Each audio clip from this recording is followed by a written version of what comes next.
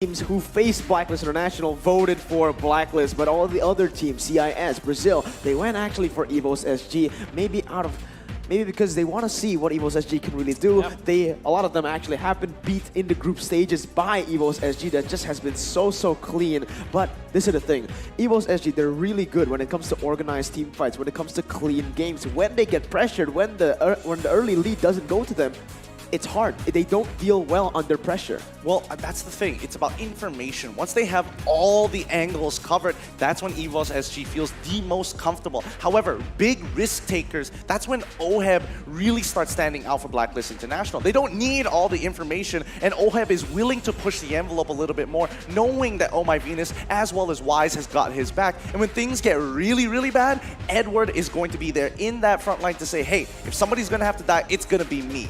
Well, it is time to enter the drafts for Game 1, Blacklist and EVOS SG. What are we expecting here? It is going to be Blacklist instantly. Typical Coach Bonchan starting it out with the respect bands coming in. The Karina and the Phobius. EVOS SG responding instantly with the Yves and the Farsa. You do not want to give the MVP machine those heroes. And you also don't want to give the Beatrix to Blacklist International. If you're EVOS, you have that last band, you target that one up because Blacklist, they are a team that really just picks up their signature hero, their favorite hero, without even thinking about the counters, because they think it's always about the confidence that you can have. And to be fair, for EVOS, you both have to think about the Estes and the Beatrix. So what do you pan out now? Exactly. That's exactly what I wanted to get into, because now that usually in most situations you kind of wait for your opposing team to get rid of either the Yves and the Farsa, so you get 1 and 1 on either side, and then you can start looking for the more favorable picks. Blacklist International say, no, we want these artillery mages on the battlefield. It's up to you to decide, but this time EVO says, I'd rather deal with Estes than Beatrix. Well, let's see if it pays off. Blacklist International, they have the chance to pick up that Estes or the Aldous, all right? We saw the Aldous pick come through yesterday as a first pick. Let's see if Blacklist International wants to go for the same thing here today against EVOS SG. Having a little bit of a read here for EVOS SG. They led the Clint, which is one of the most successful heroes for EVOS, actually 100% win rate. Now the Estes is not picked up, but I think EVOS are eyeing for this Lilia pick. It makes total sense to get it just right now, paired up with a Matilda, so that at least they have answer, but instead they go for the Brody, their most picked hero, but it only has got a 57% win rate for EVOS SG. Well, I really like what they're going for right now. The Matilda pick, after seeing the Esmeralda ban, is basically kind of a setup for Blacklist themselves, right? They went for the Esmeralda ban because they wanted it. So taking it away from Blacklist, and also it's going to be really good for the disengages for that Brody. I mean, you say disengages, but that means the support pick has already been selected, right? Estes is still wide out in the open here coming in for Blacklist International. I don't know if they want to pick it up early. And there you go, Estes and as well as Natan. Double marksman scaling coming in for the side of Blacklist International. One being extremely lane dominant. But the big question is, Natan is still flexible. It can go into the mid lane. It can sit around with the Estes. We could be seeing a potential Paquito from Blacklist International, or EVOS might take it away. Yeah, for EVOS, I think right now you have to pick the Lilia. If you don't pick it now, you will not be able to get it because Blacklist International will instantly ban it out, but instead they go for the Hylos. They're really banking on this hero for EVOS. Oh man, I'm not liking the odds already for EVOS, but then again, for Blacklist International, they went greedy.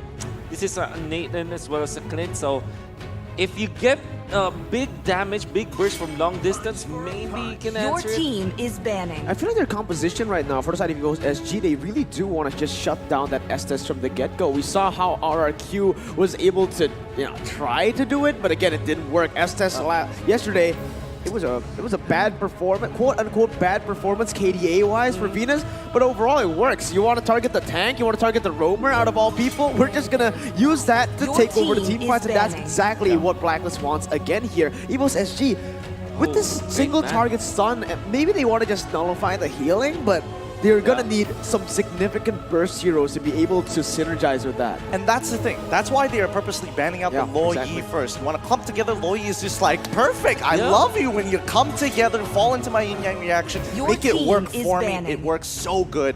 EVOS, they're going to be banning away Yu Zhong. There's somebody on their composition that they're setting up for that doesn't want to be chased down. I can't pinpoint who. We'll see. Maybe that will be their last pick. They do reside in the red side now, so that's the last pick.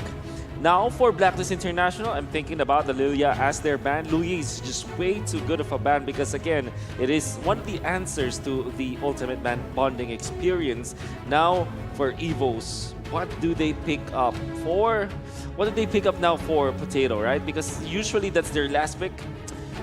I don't want to see something like a high loss actually this time because it really won't work against Blacklist International. I agree. High loss jungle? High loss jungle? High loss jungle can work, but yeah, there you go. Two of the heroes, the burst damage heroes coming in for the side of Blacklist International. Huge pickup. But EVOS SG will respond with the Florin. Now, if we're talking about out-sustaining your opponents, I don't think you're going to be able to out-heal the Estes, all right? Yeah. But maybe what they're trying to do right here is, again, that global pressure that Florin gives out to win some lanes here. Looking for the Edward hero, you still have that Lapu-Lapu option. Although, I will not be surprised if they go pick up the back shot because it is a great anti-sustain. I mean, we haven't seen that a lot, but at the same time, it's decent. You still have the Cho, by the way, for Blacklist International, and it is decent versus the Brody as it is a good pickoff. I don't know about this one. We're already seeing this like double support setup here coming in towards that mid lane. It's not like it's uncommon to see Matilda play that overall mage role. However, when have you ever seen a Matilda one-shot somebody? Half the time, not the case. And speaking of which, Wolf, you were right. The Cho is going to get picked up for the side Blacklist International as well as Barat. It's going to be the Allen. Wow, the sustain. They're like, hey, we can't out-sustain Estes, but if we have 3 people who have mega heals, why not? You know what? I like it. I like it. I like the crazy draft coming in from EVOS SG, taking the XP laner Alice. I wonder who they got that from. Their brothers from Indonesia, Anti-Mage. All right. Well, with Gear coming in as the Alice in the XP lane, you can really expect him to just not do anything in the early phase. He just wants to scale. It's all about the timing, right? And with the Glorious Pathway, it kind of enables them to just run through the team fights and maybe peel through where the Estes is. And of course, AoE damage, well, you can also expect AoE damage, from the Alice. What I'm really scared about for the side of EVOS SG is that will they be able to actually get into the backlines?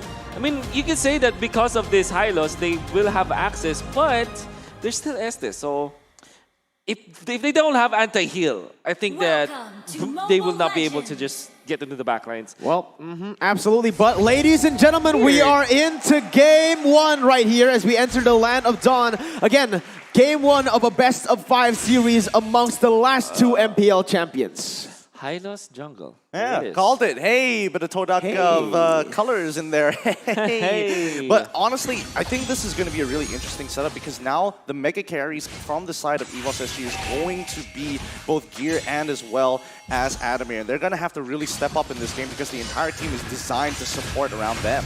Right, but Potato will be able to collect that Little Wanderer. Edward has actually made a rotation here towards that Little Wanderer. But again, EVOS SG, they pick up the first neutral objective, I guess you could say, as Haji just keeps on going into that mid lane, trying his best to get that level 2, but zoned away instantly by Ceylon. I want to say, though, EVOS SG, they revealed in the interview that they are prepared against Blacklist International.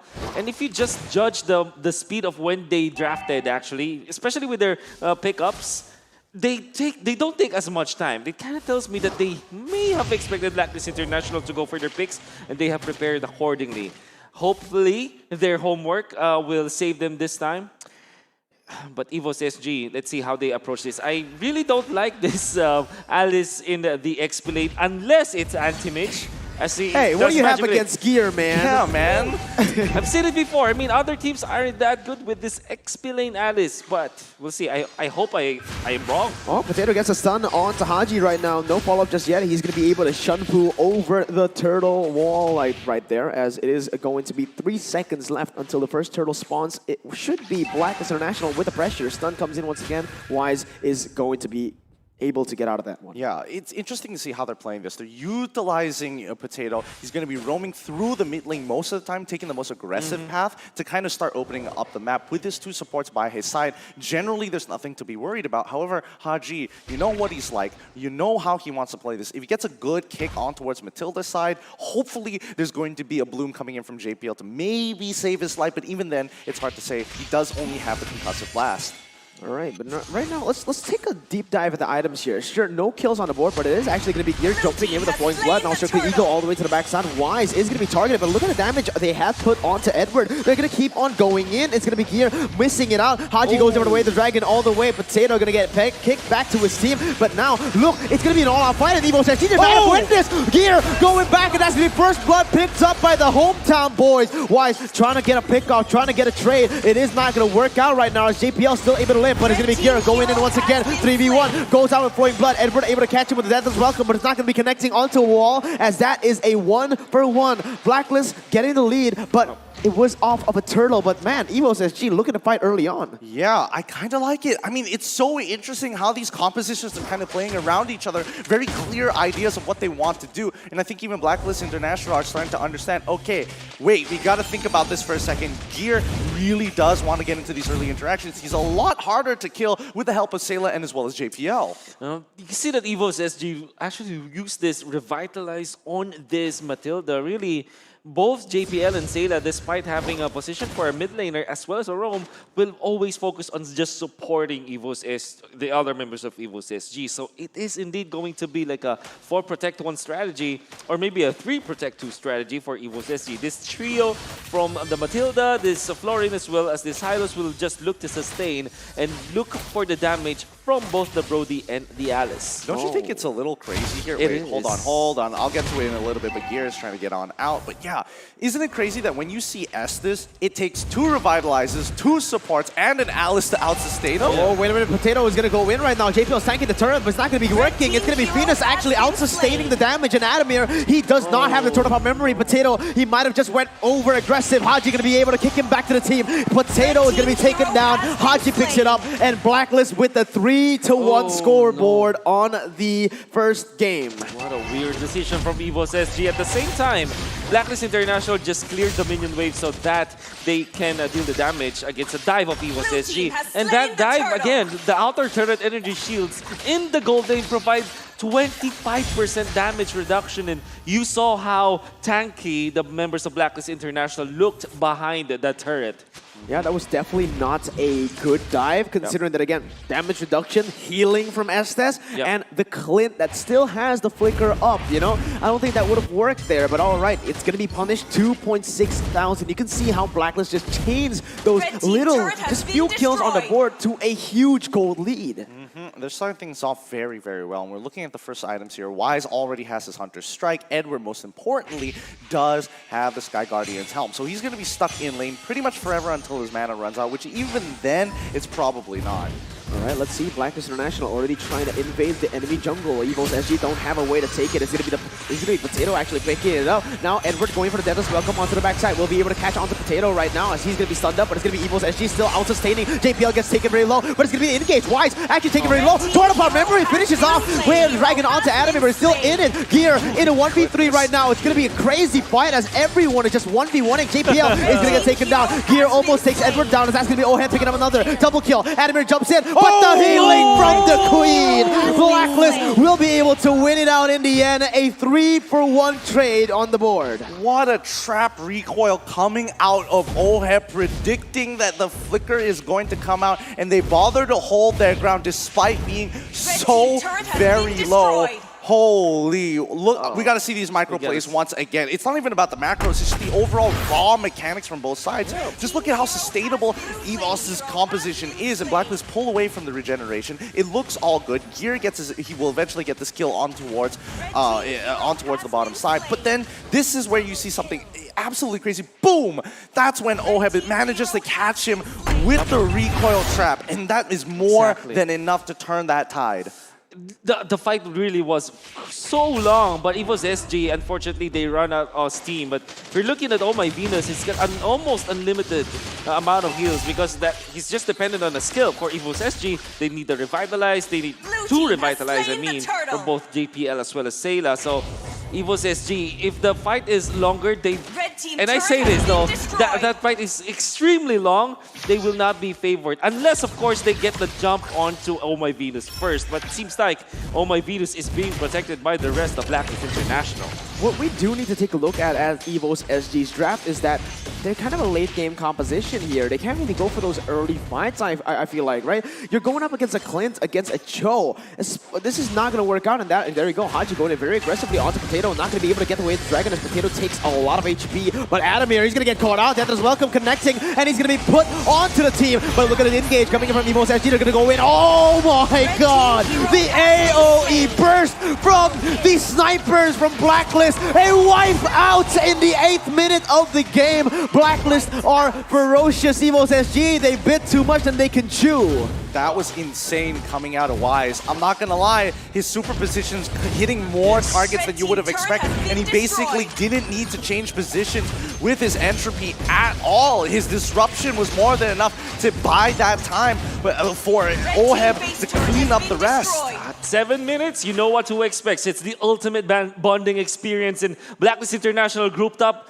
The real MVP, at least for me, is Edward with this dominant size as well as the Sky Guardian helmet, just tanking through, making sure that he's in front of EVOS SG. And when EVOS SG just tried to attack Edward, he just tanked it all out, and then eventually pops the Daytona's Welcome. EVOS SG was left in a checkmate, and after they got killed one after the other, Blacklist International just destroyed EVOS SG. Alright, at this point, you just need to ban the guns on Oheb's heroes, alright? He can't play anyone with guns. Edward going in for the Death is Welcome will be able to connect on the Potato, and there is nothing he can do. He's gonna get taken down. Wise picks up a mega kill, and the gold lead turns to 10 before the 10th minute. This is insane. The fact that they're always just fighting and coming out on top, 13-2. So much action on the board. You would expect EVOS SG would be able to get some more kills on the board, but no, it's just all Blacklist right now. No, at this point, you don't have damage from EVOS SG. And that was so fast. Because of 2 marksmen available for Blacklist International, turrets as well as neutral objectives, they're gonna melt. And now, at this point, Edward already has his 3rd item. A 3rd defensive item at it. As EVOS SG, we're talking about how they're lacking in damage. Well, guess what? The Radiant Armor just makes it so difficult now for EVOS SG's magic-based composition to be able to pierce through the armor of Edward.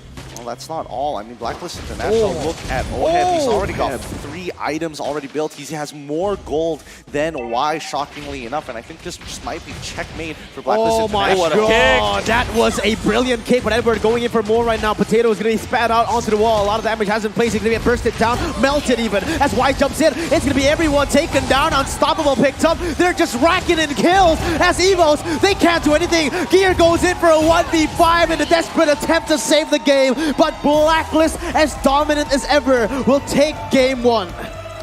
The experiment did not pull through, and unfortunately for EVOS SG, they went in for a different kind of draft, as they said in an interview, and the Blacklist International just tore through it. The Estes from this Filipino squad is still unbeatable. Absolutely, and I think at this point, it was a really good idea coming out from EVOS SG. We can see what it's trying to do, but they needed to buy a lot more time there. But Blacklist International turned a simple scratch into a gaping wound.